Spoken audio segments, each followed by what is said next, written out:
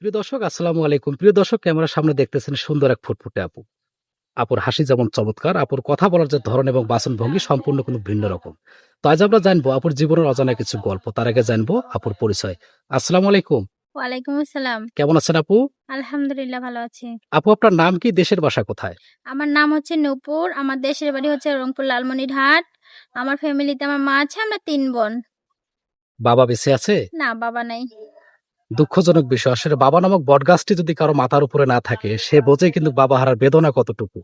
তো আপু, মূলত হচ্ছে এই এত দূর থেকে আমাদের প্রতিবেদনে আসার কারণ কি? কারণ হচ্ছে দেশ গ্রামে বিয়ে দিলে মনে করেন আমাদের এমন একটা এলাকা যৌতুক ছাড়া বিয়ে হয় না। যৌতুক ছাড়া বিয়ে বিয়ে হচ্ছে না। হচ্ছে। তো আপনি কিভাবে জানলেন যে আমাদের প্রতিবেদন আসলে যৌতুক ছাড়া আপনার বিয়ে হবে? আমাদের পাশের এলাকা থেকে একটা মেয়েকে বিয়ে দিছিল, তো অনেক সুখে আছে। এই জন্য শুনে আমার মা আমাকে এখানে পাঠিয়ে দিয়েছে। তো আপু, পূর্বে কি আপনার বিয়ে শাদী হয়েছিল? না, আপু, আপনার বয়স কত? ২৪। আপু, কি রকমের জীবন সঙ্গী চাচ্ছেন আপু? তার বয়স যেমনই হোক সমস্যা নাই, সে দেখতে যেমনই হোক সমস্যা নাই, অথবা তার ২-৩টা বাচ্চা থাকলেও আমার সমস্যা নাই। আমি তার ২ নাম্বার বা ৩ নাম্বার স্ত্রী হতেও রাজি আছি। তো পরে তো প্রতারণা করবেন না, তাই না? না, না, তো আপু, আপনার সঙ্গে যোগাযোগ করবে কিভাবে? আপনাদের মাধ্যমে। প্রিয় দর্শক, এই মুহূর্তে স্ক্রিনে একটি নাম্বার দেখতে পাচ্ছেন। নাম্বারটি চাইলেন প্রতিপক্ষের নাম্বার। এই নাম্বার হোয়াটসঅ্যাপ ইমো দুটো আছে। আপুকে যদি আপনাদের ভালো লাগে অথবা বিয়ে করতে চান, অবশ্যই চাইলেন প্রতিপক্ষের নাম্বার। আপুর একটি স্ক্রিনশট পাঠিয়ে ভয়েস করবেন কে কোথা থেকে বলছেন।